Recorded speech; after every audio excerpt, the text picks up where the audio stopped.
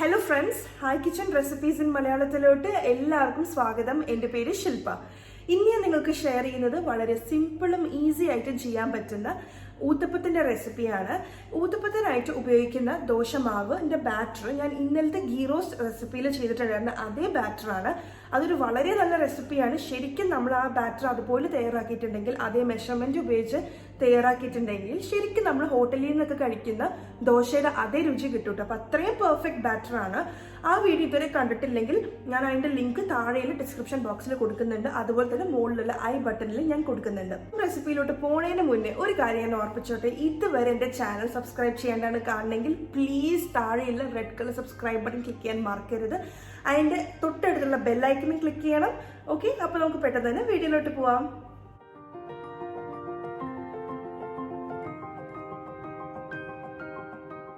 ഞാനിവിടെ ഒരു medium size സവോളയും 8 ചുവന്നുള്ളിയും ചെറിയ കഷ്ണങ്ങളാക്കി എടുത്തിട്ടുണ്ട്. നിങ്ങൾക്ക് പറ്റുമെങ്കിൽ എല്ലാം ചുവന്നുള്ളി തന്നെ എടുക്കുവാണെങ്കിൽ ഏറ്റവും നല്ലതായിരിക്കും കേട്ടോ. അപ്പോൾ ഒരു 25 ചുവന്നുള്ളിയെങ്കിലും വേണ്ടി വരും. പക്ഷെ നമുക്കതൊക്കെ പൊളിച്ചെടുക്കാനും അരിയാനൊക്കെ ഒരുപാട് സമയം എടുക്കില്ലേ. അതുകൊണ്ടാണ് ഞാൻ സവോളയും ചുവന്നുള്ളിയും മിക്സ് ചെയ്തിട്ടുള്ളത്. പക്ഷേ നിങ്ങൾ സവോളയും ചേർക്കുമ്പോൾ കുറച്ച് ഇതുപോലെ ചുവന്നുള്ളിയും കൂടെ ചേർക്കുമ്പോഴായിരിക്കും നല്ല സ്മെല്ല് ഉണ്ടാവുക. ഇനിയിപ്പോൾ അതൊന്നും പറ്റിയില്ലെങ്കിൽ സവോള മാത്രം ചേർത്താലും കുഴപ്പമൊന്നുമില്ല. പക്ഷെ എനിക്കെപ്പോഴും കുറച്ച് ചുവന്നുള്ളിയെങ്കിലും ചേർക്കുന്നതാണ് ഇഷ്ടം. 1 ടീസ്പൂൺ ഇഞ്ചി, 3 പച്ചമുളക്, ആവശ്യത്തിന് കറിവേപ്പില, ഇതെല്ലാം വളരെ ചെറിയ കഷ്ണങ്ങളാക്കി അരിഞ്ഞെടുത്തിട്ടുണ്ട്. പിന്നെ നിങ്ങൾക്ക് പച്ചമുളകിൻ്റെ എണ്ണമൊക്കെ ഓരോരുത്തരുടെ എരിവ് അനുസരിച്ച് കൂട്ടുകയും കുറയ്ക്കുകയൊക്കെ ചെയ്യാം. ഉത്തപ്പം ഉണ്ടാക്കുമ്പം നിങ്ങൾക്ക് വേണമെങ്കിൽ ഗ്രേറ്റ് ചെയ്ത ക്യാരറ്റ് ചേർക്കാം. അതുപോലെ തന്നെ ക്യാപ്സിക്കം, മല്ലിയില, ഇതെല്ലാം നമുക്ക് ചേർക്കാം കേട്ടോ. അപ്പോൾ അതെല്ലാം ഓരോരുത്തരുടെ പേഴ്സണൽ ചോയ്സാണ്. ഇന്ന് ഞാനൊരു ഒണിയൻ ഊത്തപ്പം പോലെയാണ് കാണിച്ചു തരുന്നത്. ഈ ഊത്തപ്പം ഞാൻ കാണിക്കുന്നത് ഒരു ആൻറ്റി എനിക്ക് പറഞ്ഞു തന്നിട്ടുള്ള രീതിയിലാണ് കേട്ടോ. അവർ തമിഴ്നാട്ടുകാരാണ്. അപ്പോൾ തമിഴ്നാട്ടിൽ അവർ ചെയ്യുന്ന ഒരു സ്റ്റൈലാണ് എനിക്ക് പറഞ്ഞു തന്നിട്ടുള്ളത്. അപ്പോൾ ഈ രീതിയിൽ നിങ്ങൾ ഊത്തപ്പം ഉണ്ടാക്കുകയാണെങ്കിൽ ഊത്തപ്പത്തിൻ്റെ ഒരു പ്രത്യേക രുചിയായിരിക്കും കേട്ടോ. അപ്പോൾ ഒരു പാനിലോട്ട് ഒരു 1/4 ടീസ്പൂൺ മുതൽ 1/2 ടീസ്പൂൺ വരെ നെയ്യ് ഇട്ട് കൊടുക്കാം. അരിഞ്ഞു വെച്ചിട്ടുണ്ടായിരുന്ന സവോളയും ചുവന്നുള്ളിയാണ് ചേർത്ത് കൊടുത്തിട്ടുള്ളത്. ഇതിനെ നമുക്കൊരു മീഡിയം ലോ ഫ്ലെയിമിലിട്ടിട്ട് ഒന്ന് ചെറുതായിട്ടൊന്ന് വഴച്ചെടുക്കാം. അപ്പോൾ നിങ്ങളിതിലോട്ട് ഗ്രേറ്റ് ചെയ്ത ക്യാരറ്റ് എല്ലാം ചേർക്കുന്നുണ്ടെങ്കിൽ, ക്യാപ്സിക്കം എല്ലാം ചേർക്കുന്നുണ്ടെങ്കിൽ ഇതുപോലെ നെയ്യിലിട്ട് ചെയ്യേണ്ട ആവശ്യമില്ല കേട്ടോ. ഈ സവോള മാത്രമാണ് നമ്മൾ ചെയ്യേണ്ടത്. സവോളയും ചുവന്നുള്ളിയും മാത്രമാണ് ഇതുപോലെ ഒന്ന് ചെയ്ത് എടുക്കേണ്ടത്. പിന്നെ ഇത് ഒരുപാട് സമയത്ത് ചെയ്യേണ്ട ആവശ്യമില്ല. ഇതുപോലെ ചെറുതായിട്ടൊന്ന് വാടണം. അതായത് ബ്രൗൺ കളറൊന്നും ആകരുത്. ഈ കളർ തന്നെ ആയിരിക്കണം കേട്ടോ. കളർ മാറിക്കഴിഞ്ഞാൽ പിന്നെ അത് അത്രയ്ക്ക് നന്നായിരിക്കില്ല. അപ്പോൾ കാണാനായിട്ട് ഭംഗി ഉണ്ടാവില്ല. അതാ ഉദ്ദേശിച്ചത് കേട്ടോ.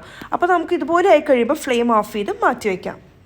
ഇതൊരു സിമ്പിൾ ടിപ്പാണെങ്കിലും ഇങ്ങനെ ചെയ്യുമ്പം വെറുതെ സവോള വെക്കണേലും കൂടുതൽ രുചിയും നല്ല സ്മെല്ലും ആയിരിക്കും കേട്ടോ. ഇതുപോലെ നിങ്ങൾ ചെയ്യുവാണെങ്കിൽ ഊത്തപ്പത്തിന് കിട്ടാം.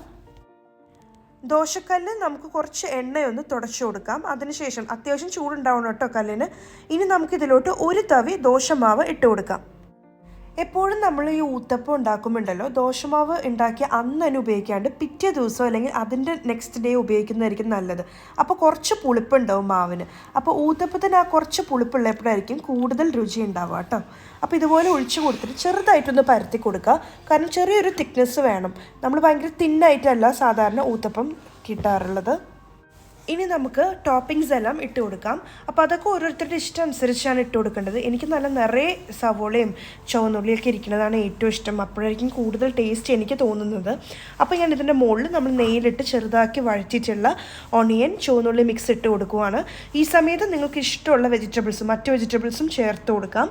പിന്നെ നമുക്കിതിൻ്റെ കൂടെ ചെറുതായിട്ട് അരിഞ്ഞെടുത്തിട്ടുണ്ടായിരുന്ന ഇഞ്ചി, പച്ചമുളക്, കറിവേപ്പില, അതെല്ലാം നമുക്ക് ചേർത്ത് കൊടുക്കാം കേട്ടോ. ഇതിന് ശേഷം സ്പൂൺ ഉപയോഗിച്ച് ചെറുതായിട്ടൊന്ന് പ്രസ് ചെയ്ത് കൊടുക്കുവാണെങ്കിൽ ആ വെജിറ്റബിൾസ് എല്ലാം തന്നെ ഒന്ന് അമർന്നിരുന്നുള്ളൂ കേട്ടോ. എന്നാലും തിരിച്ചിടുമ്പോൾ കുറച്ചൊക്കെ വിട്ടു പോരുമായിരിക്കും. അത് കുഴപ്പമൊന്നുമില്ല. കഴിക്കുമ്പോൾ അത് ഒരുമിച്ച് വെച്ച് അങ്ങോട്ട് കഴിച്ചാൽ മതി കേട്ടോ. ഇനി നിങ്ങൾക്ക് വേറൊരു രീതിയിലും ഇത് ചെയ്യാൻ പറ്റും. ഈ ദോശമാവിലോട്ട് തന്നെ ഈ വെജിറ്റബിൾസ് എല്ലാം അരിഞ്ഞിട്ടത് ചേർത്ത് കൊടുത്ത് മിക്സ് ചെയ്തിട്ട് അതിനെ കോരിയെടുത്ത് നമുക്കിതുപോലെ ഊത്തപ്പം പോലെ ചെയ്യാം. അപ്പോൾ പിന്നെ മറിച്ചിടുമ്പോൾ അങ്ങനെ പുറത്തോട്ട് വരുന്ന പ്രശ്നമൊന്നും ഉണ്ടാവില്ല. അങ്ങനെ ചെയ്യാൻ താല്പര്യമുള്ളവർക്ക് അങ്ങനെയും ചെയ്യാം കേട്ടോ.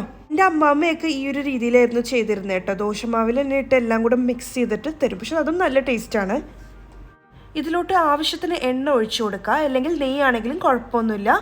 എന്നിട്ട് ഇതിനെ ഒരു മീഡിയം ലോ ഫ്ലെയിമിലിട്ടിട്ട് മൂടി വെച്ച് നമുക്കിതിനെ വേവിച്ചെടുക്കണേ. ഏകദേശം 1 മിനിറ്റോളം മീഡിയം ലോ ഫ്ലെയിമിലിട്ടിട്ട് ഇതിനെ വേവിച്ചെടുത്തതിന് ശേഷം നമുക്കിതിനെ മറിച്ചിട്ട് കൊടുക്കാം. വീണ്ടും നമുക്കിതിനെ ഒന്ന് മൂടി വെച്ച് മീഡിയം ലോ ഫ്ലെയിമിൽ പെട്ടെന്ന് തന്നെ ഇങ്ങനെ റെഡിയാക്കി ഇട്ടു കേട്ടോ. ഇനി 1 മിനിറ്റ് ഒന്നും എടുക്കില്ല.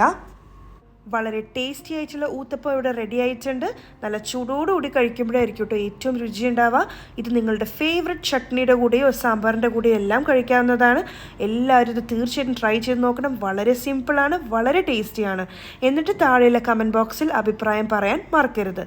അപ്പോൾ നിങ്ങൾക്ക് എൻ്റെ റെസിപ്പി എല്ലാം ഇഷ്ടപ്പെടുന്നുണ്ടെങ്കിൽ ലൈക്ക് ചെയ്യാനും ഈ വീഡിയോ ഷെയർ ചെയ്യാനും മറക്കരുത്.